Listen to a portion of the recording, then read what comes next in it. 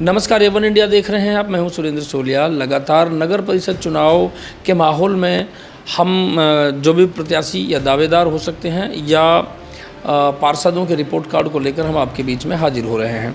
इस समय हम पहुंचे हैं वार्ड नंबर 6 में। वार्ड नंबर 6 में हमारे साथ जो शख्सियत मौजूद है, आज वो किसी परिचय की मोहताज नहीं है। लगभग 26-27 सालों से वो सक्रिय राजनीति में हैं। वो स्वयं सरपंच चुने गए 2000 के लगभग, और उसके बाद उनके परिवार से कोई ना कोई उनकी फेस वैल्यू पर जनप्रतिनिधि के पद पर काबिज रहे हैं। और उनके भतीजे जो हैं वो जो गत कार्यकाल जो पूरा हो चुका है नगर परिषद का, उसमें पार्षद के पद पर रहे। हमारे साथ मौजूद हैं वार्ड नंबर 6 से धनीराम पार्षद जी हैं। धनीराम जी हैं और पार्षद जी सरपंच साहब के नाम से जाने जाते हैं, क्योंकि फेस वैल्यू के तौर पर इनके भतीजे पार्षद बने तो लोग इनको भी पार्षद जी कहते हैं, और सरपंच ये पहले रहे तो सरपंच साहब के नाम से भी चर्चित हैं। धनीराम जी, बहुत स्वागत है आपका एवन इंडिया में। क्या कहेंगे आप? एक बार फिर से मैदान में हैं, टिकट की लाइन में है, टिकट के लिए आपने आवेदन किया है, कितने आश्वस्त हैं कि टिकट मिलेगी? सुरेंद्र जी, पहले तो मैं आपके एवन इंडिया टीम चैनल का मैं तहे दिल से धन्यवाद अर्पित करता हूं, क्योंकि आपकी खबरें वास्तव में सच्चाई पर आधारित होती है।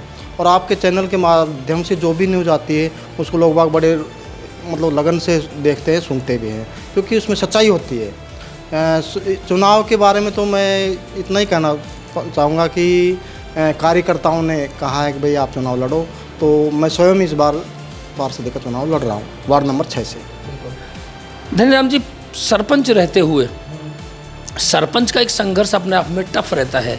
सभी लोगों से कैसे संपर्क साधना, और फिर दूसरा आप खिजूरीवास पंचायत जब थी तो आप सरपंच रहे। एक वो भी बड़ा गांव है, खानपुर भी बड़ा गांव है, और यहाँ पर जो जातीय समीकरण की मैं बात करूँ तो एक तरफा है, तो कहीं ना कहीं जितने भी जो पक्ष निकल कर आते हैं वो एक ही समाज से आते हैं। तो कितना टफ था? शायद जहाँ तक मेरी जानकारी है आप पहली बार खिजूरीवास से निकाल करके सरपंची खानपुर में लाए थे। कितना संघर्ष रहा, और आज तक की जो राजनीति उसमें कितना बदलाव आपने देखा? बदलाव तो खैर अभी काफ़ी आ चुका है। उस समय की राजनीति कुछ और थी। उस समय क्या है कि लोगों की संचार व्यवस्था इतनी सुदृढ़ नहीं थी। उस समय प्रचार के लिए एक दिन का समय मिलता था। मैं उस समय लोगों से संपर्क करना, 5 बजे फोटो स्टेट के लिए एक मशीन होती थी, उससे 2000 की मैं बात कर रहा हूँ, वहाँ जा कर के फ़ोटो स्टेट कराना, फिर डोर टू डोर लोगों तक प्रचार करना। और उस समय क्या है कि खिजूरवास हमारे से 2 गुना बड़ा गांव था। खानपुर से मैं पहला सरपंच बना था, तो उस समय खानपुर की पूरी वोट मेरे को मिल जाती तो भी मैं सरपंच नहीं बन पाता, लेकिन खिजूरवास से भी सहयोग मिला। और लगातार दूसरी योजना में फिर मैंने भाभी जी को सरपंच के चुनाव पे 2005 में लड़ाया। 2000 में बन गया था, और 2005 में बड़ी भाई भाभी सुमित्रा यादव सरपंच बनी। फिर उसके बाद में दोनों गाँव से अच्छा सहयोग मिलने के कारण 2 योजनाओं में लगातार सरपंच रहे। और नवंबर 2009 में चेयरमैन के डायरेक्टर चुनाव भी भाभी सुमित्रा यादव को लड़ाया था। अभी वर्तमान कार्यकाल में भतीजा पार्षद है नवीन यादव। तो लंबा एक कार्यकाल है, भले किसी भी सूरत में या घर परिवार का कोई भी जनप्रतिनिधि के पद पर रहा, लेकिन जो फेस वैल्यू है वो धनीराम जी की ही रही। धनीराम जी, एक बार फिर से आप पार्षदी के लिए लाइन में हैं। अगर टिकट का सहयोग आपको मिलता है तो क्या आप चुनावी मैदान में रहेंगे? और बाई चांस अगर टिकट का किसी इधर उधर का अगर कोई खेला होता है तो क्या आप चुनावी मैदान में रहेंगे? ये इसको लेकर के क्या कहेंगे आप समस्त वार्डवासियों को और हमारे दर्शकों को बताएं। मैंने जो दावेदार जताइए, पार्टी अगर टिकट देगी तो ही मैं चुनाव लड़ूंगा, अन्यथा मेरी कोई मंशा नहीं है मैं सरपंच से पार्षद बनूँ। बिल्कुल, बड़ी बात है, क्योंकि सरपंच का पद बड़ा होता है, और सरपंच के पद के बाद में अगर पार्षदी का चुनाव लड़ा जाता है तो वो अपने आप में एक अलग बात है। लेकिन अगर इस समय की हम बात करें, क्योंकि जो व्यक्ति एक बार किसी भी जनप्रतिनिधि पद पर रह चुका होता है तो मन नहीं लगता, क्योंकि वो उस व्यवस्था में रहता है, और व्यवस्था में रहता है तो कई बार चाहे काम छोटा हो चाहे बड़ा हो, समाज सेवा करनी, समाज सेवा के लिए पद की बहुत ज़्यादा लालसा भी नहीं होती। लेकिन आज की व्यवस्था ऐसी है कि उसमें कहीं ना कहीं पद की ज़रूरत होती है, क्योंकि पद के मार्फत काम हो जाते हैं। सरपंच साहब, आज जो व्यवस्थाएं हैं उसमें आप ये कितने % सहमत हैं कि काम को व्यवस्था में व्यवस्थित तरीके से कराने के लिए आपके पास कोई ना कोई पद या कोई ना कोई पावर आपके पास होना बहुत ज़रूरी है? ये बिल्कुल आज के दौर में सच्चाई की बात है। पद का विशेष महत्व रहता है। तो वार्ड नंबर 6 में जो समस्याएं हैं, समस्याओं को लेकर के सबसे बड़ी समस्या तो आपके यहाँ एक जो एसटीपी जो है, एसटीपी की समस्या है, जल भराव की समस्या है। पूरा गांव इस समस्या से त्रस्त है और गवर्नमेंट स्कूल जहां आज गांव में ज़रूरतमंद बच्चों के ज़रूरतमंद जो बच्चे हैं वो पढ़ते हैं, उस स्कूल के सामने गंदगी भरी रहती है। ये आपके जो चुनावी एजेंडा है उसमें कितने % और कितनी मजबूती से ये जो मांगे वो रहेगी? ऐसा है कि जो एसटीपी तालाब की जगह पे बना था, इसके लिए हम 2016 में जो इसका निर्माण हुआ था तब से ही इसके विरोध में थे।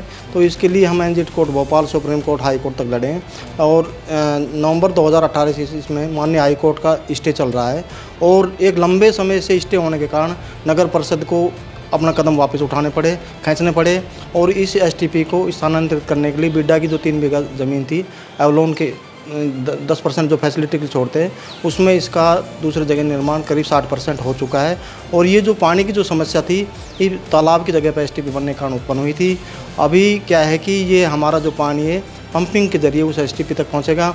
उसके बाद में ये 34 MLD में गिरेगा और 34 MLD से सारे खुर्दिया जहाँ भी गवर्नमेंट की जो प्लानिंग है उसमें पूरा पानी हमारे गाँव का चला जाएगा। तो इसका 100% पानी का समाधान हमारे जो दूषित पानी भरता है उसका हो जाएगा। बिल्कुल। अगर लोग आप पे भरोसा जताते हैं, आप पे विश्वास जताते हैं, आप पार्षद जीत करके आते हैं, तो समस्त वार्डवासियों को क्या आश्वासन आप देना चाहेंगे कि किन किन मुद्दों को लेकर के आप मजबूती से खड़े रहेंगे और उन समस्याओं का समाधान कराया जाएगा, वार्डवासियों को आप अपडेट कराएंगे? मेरा तो सबसे पहला जो ध्येय होता है भाई अपने शिक्षा के क्षेत्र में अपने गांव को आगे बढ़ाना, क्योंकि मैं देखा है कि हमारा स्कूल बहुत लंबे दौर तक करीब 40 से 45 साल तक प्राइमरी स्कूल रहा। मैंने अपने पहले सरपंच कार्यकाल में उसको मिडिल स्कूल करवाया और उसके बाद में अभी RHI कंपनी से हमने करीब 1.5 करोड़ रुपए लगवा कर के CSR में पूरी बिल्डिंग को बहुत बेहतर तरीके से बनवाया। एक आदर्श विद्यालय, जिले का सबसे टॉप विद्यालय है और इसमें सीनियर सेकेंडरी स्कूल भी अभी वर्तमान पार्षद नवीन के कार्यकाल में इसको हमने करवाया है। तो मेरा सबसे बड़ा जो ये है भाई शिक्षा का प्रसार हमारे गांव में अच्छा हो और बाकी जो भी सामाजिक योजनाएं जो आती है उनसे लोगों को लाभान्वित करवाना है। अभी वर्तमान जो पार्षद रहे नवीन, इन्होंने क्या है प्रधानमंत्री आवास योजना में करीब 41 लोगों को 1.5 लाख रुपए का लाभ दिलाया है मकान निर्माण के लिए। तो पूरी भिवाड़ी में करीब 90 लोग लाभान्वित हुए थे, इनमें से 41 लोग खानपुर गाँव के अकेले के थे। बहुत बड़ी बात है, बहुत बड़ी बात है। जिस आदमी के पास में घर ना हो, अगर उसको घर मिल जाए, आज की भाग दौड़ भरी ज़िंदगी में आम आदमी के पास अपना घर नहीं है, सर छुपाने के लिए अगर छत नहीं है और अगर वो छत मिल जाती है तो इससे ज़्यादा बड़ी समाज सेवा की बात हो नहीं सकती। दूसरा, सरपंच साहब ने जिक्र किया शिक्षा के प्रचार प्रसार को लेकर। अगर आम आदमी की जेब पर डाका आज के दिन पड़ रहा है, स्वास्थ्य और शिक्षा को लेकर पड़ रहा है, अगर गांव में इस तरह की शिक्षा का प्रसार होता है, स्वास्थ्य को लेकर अगर प्रसार होता है, तो ये बिल्कुल आम आदमी की दिल को छूने वाली जो बातें हैं वो मुद्दे हैं। और ये शायद मैं ऐसे पहले जनप्रतिनिधि या प्रत्याशी के मुंह से ये बात मैं सुन रहा हूँ कि इन चीज़ों पर ध्यान दिया जाएगा। अपितु बहुत सारे लोग हैं, नाली, खरंजा, गली इन तक ही सीमित हैं। लेकिन अगर स्वास्थ्य और शिक्षा की बात की जाएगी तो आप कहीं ना कहीं स्किल डेवलपमेंट की बात कर रहे हैं, अच्छे स्वास्थ्य की बात कर रहे हैं और आपके जो आइडिया हैं वो बहुत बड़े हो सकते हैं। क्या संदेश आप समस्त अपने वार्डवासियों को देना चाहेंगे, क्योंकि आपके जो मुद्दे हैं और आपका जो ध्येय है या आपका जो टारगेट है, फोकस है, वो बहुत मजबूत है, जो बहुत कम प्रत्याशियों का होता है। क्या संदेश आप देना चाहेंगे? ऐसा है, मेरी क्या है कि 26-27 साल से हमेशा से ये तमन्ना और लालसा रही है कि अपने गांव के लिए बढ़िया से बढ़िया करूं और इसके लिए जो भी योजनाएं आती है मैं हर एक को मतलब जो लाभदायक लेने के योग्य है उनको लाभ दिलाता हूं। और इसके अलावा भाई किसी को पेंशन का लाभ दिलाना और ये या सामाजिक योजना जो भी आती है सबका लाभ दिलाते हैं, जन कल्याणकारी योजनाओं का लाभ दिलाते हैं।